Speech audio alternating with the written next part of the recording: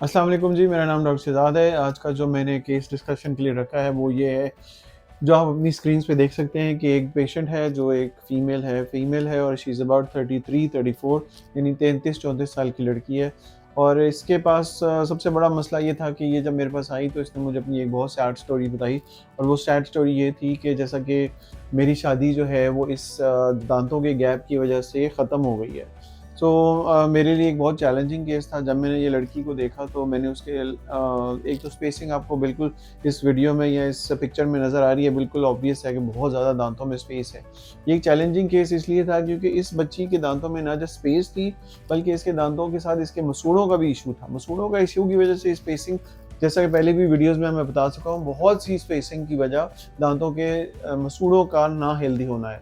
सो इस वजह से इसकी स्पेसिंग भी ज़्यादा थी। और अगर हमने इसके दाँतों के ऊपर कोई लेट्स से कि ब्रेसिस का या लाइनर्स का ट्रीटमेंट स्टार्ट कर दिया तो उससे ये जो इसके दाँत बहुत ज़्यादा स्पेसिंग में है वो एक दफ़ा ज़्यादा मोबिलिटी में आ जाएंगे या ना वो हिलने लग जाएंगे, और जिस वजह से वो दाँत जो है वो आप समझ लीजिए कि निकल भी सकते हैं। सो मेरे ख़्याल से इस ट्रीटमेंट को मैंने बहुत स्लोली चलाया। सबसे पहले मैंने इस बच्ची के दाँतों के साथ वो जो गम डिज़ीज़ है उससे इसकी जान छुड़वाई, और जब मैंने इसकी दाँतों से जो मसूड़ों से इसके मसूड़ों को हेल्दी कर लिया, फिर हमने इसके अलाइनर का ट्रीटमेंट स्टार्ट किया। जैसा कि आप ये पिक्चर में देख सकते हैं बहुत ज़्यादा स्पेसिंग है। सो हमने, मेरे लिए ये चैलेंजिंग था क्योंकि अगर मैंने इसका केस अलाइनर के साथ स्टार्ट कर दिया होता और मैं अलाइनर कंपनी के साथ बिल्कुल जिसका समझ लीजिए कि एक विदाउट इंटरेक्शन या विदाउट माय मेरी इनपुट के बगैर ये चलता तो ये बच्ची के दांतों में स्पेसिंग ख़त्म होने के अलावा इसका बहुत डिज़ास्ट्रस हो सकता था कि इसके दांत गिर सकते थे। सो मैंने बहुत स्लोली ये ट्रीटमेंट शुरू करवाया और इसको बहुत स्लोली स्टेजेस में किया। सो जहाँ पे आप समझ लें कि इसको 6 महीने लगने थे, हमने ये ट्रीटमेंट साल में ख़त्म किया। क्योंकि हमें ना था सिर्फ दांतों का ख़्याल रखना था बल्कि स्पेसिंग भी क्लोज़ करनी थी। जैसा कि अब आप देख सकते हैं कि इस पिक्चर में हमने बहुत ज़्यादा बुरे हालात हैं। मैं आपको नेक्स्ट पिक्चर दिखाता हूँ कि ये इसके हालात है। एक तो इसके दाँतों में स्पेसिंग भी है और दाँतों की शेप भी डिफरेंट है। यानी आप इसे देख सकते हैं, जो इसका साथ वाला दाँत है वो बिल्कुल एक पैग टाइप शेप है, यानी जिस तरह पैग लैटरल जो हमारी ज़ुबान में कहते हैं, कि एक पैग जिस तरह वो एक पैग की शेप होती है वो है। अभी मैं आपको तस्वीर दिखाता हूँ, ये भी आप देख सकते हैं, ये हमने इसके अंदर की मुँह की तस्वीर जब ये आई थी। ये दाँत कितना सा छोटा है, ये कितनी स्पेस है, ये दाँत छोटा साइज़ का है। तो ये एक समझ लीजिए कि एक चैलेंजिंग केस था। तो अब इसको हमने फिर अलाइनर्स का ट्रीटमेंट सजेस्ट किया। सबसे पहले मैंने इसका जो गम डिज़ीज़ का ट्रीटमेंट है वो किया, ताकि जब वो स्टेबल हो गई तो फिर मैंने उसको ये अलाइनर्स का ट्रीटमेंट दिया। जब हमने स्कैन किया इसके दाँतों का और जब हमने इसका ट्रीटमेंट प्लान किया, तो मैंने अपने ट्रीटमेंट प्लान में, जहाँ जैसे कि मैंने पहले बताया कि हमने एक ड्यूरेशन ऑफ ट्रीटमेंट को इंक्रीज़ किया ताकि स्लो मूवमेंट्स हों, ताकि दाँतों के ऊपर ज़्यादा और जो दाँतों की रूट्स हैं उसके ऊपर ज़्यादा प्रेशर ना आए, और ताकि वो अब हम इसको लॉन्जेविटी में यानी लंबे अरसे के लिए इस बच्ची का ये ट्रीटमेंट जो है चले और इसके दाँत भी हेल्दी रहे। सो मैं आपको इसकी नेक्स्ट पिक्चर दिखाता हूँ। ये इसके दाँतों के एक्स-रे का हालात थे। जैसे कि आप देख सकते हैं कि दाँतों में ऑब्वियसली इस बच्ची ने अपने दाँतों का ख़्याल नहीं रखा, ओरल हाइजीन अच्छी नहीं थी, सोशल बैकग्राउंड ऐसा था, ब्रशिंग का पता नहीं था, अवेयरनेस नहीं थी।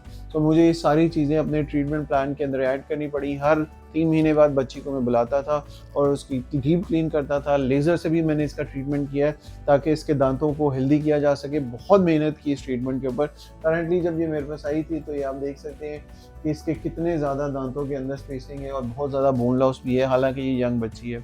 तो ये मेरे कहने का मकसद ये है कि जब पेशेंट्स हमारे पास आते हैं उनको ये लगता है कि हम किसी भी स्टेज में एक मैजिक करके नई स्टेज पे चले जाएँगे। सो बताने का मकसद ये है इस वीडियो में कि जब आप डॉक्टर के पास जाते हैं तो उसको आपको थॉरोली ये डिटेक्ट करना है या डायग्नोज़ करना है कि आप करंटली किस सिचुएशन में हैं और आपको कैसे लेके चलना है, और आपकी ऑप्टिमल या ऑप्टिमम जो ओरल हेल्थ है उसको लेके फिर आपके जो दूसरे ट्रीटमेंट करें, ताकि ये ना हो कि एक चीज़ को पकड़ के दूसरी चीज़ ख़राब कर दी।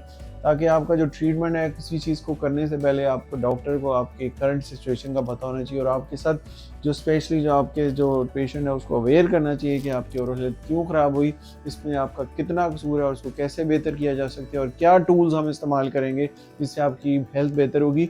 और ना सिर्फ ये कि 50% मेरा काम है, 50% पेशेंट का काम है कि वो अपनी ओरल हेल्थ को बेहतर रखे और उसको बेहतर करके उस ओरल हेल्थ के साथ जब तक वो वापस नहीं आएगा मैं इस ट्रीटमेंट को आगे लेके नहीं चल सकता। तो मैं आपको इसका अगला ही पिक्चर दिखाता हूँ इस पेशेंट की, कि जिस तरह जब हमने अलाइनर्स का ट्रीटमेंट कंप्लीट किया तो ये हमारी दिस इज़ द मैक्सिमम हम इसकी स्पेस क्लोज कर सकते थे। इससे ज़्यादा हमारे पास अलाइनर्स के अंदर स्पेस क्लोज करने का नहीं था, लेकिन बहुत फ़र्क है। जैसा कि आप देख सकते हैं कि इसके अलाइनर ट्रीटमेंट ख़त्म होने के बाद इसके दांतों के हालात क्या है। इसके बाद का ट्रीटमेंट जो है, जैसा कि पहले की भी वीडियोज़ में आपको मैं दिखा चुका हूँ, उसको हम कहते हैं बॉन्डिंग, या समझ लें कि वेनियरिंग। बॉन्डिंग में ये है कि हमने कोई दांत को कट नहीं करना और उसके ऊपर हमने ऐड करके ये स्पेसिंग क्लोज करनी है। This is done exactly, this was my plan. मेरा ये प्लान था इसको, कि किस तरह मैंने किधर फिनिश करना है और कहाँ पे मैंने इसके दांतों के ऊपर बॉन्डिंग करनी है, यानी उसके दांतों की शेप को बढ़ाना है, या जो उसके पेग शेप लेटरल्स हैं या पेग शेप दांत होंगे, जिस तरह आपने देखे। अब मैं इस तस्वीर में आपको दिखा सकता हूँ कि now we are at a very pleasant stage, जहाँ पे ये बच्ची स्माइल भी कर सकती है और इसके स्पेसिंग बहुत कम हो गई है, और मैंने इनको फॉर 1 ईयर इस तरह रखना है।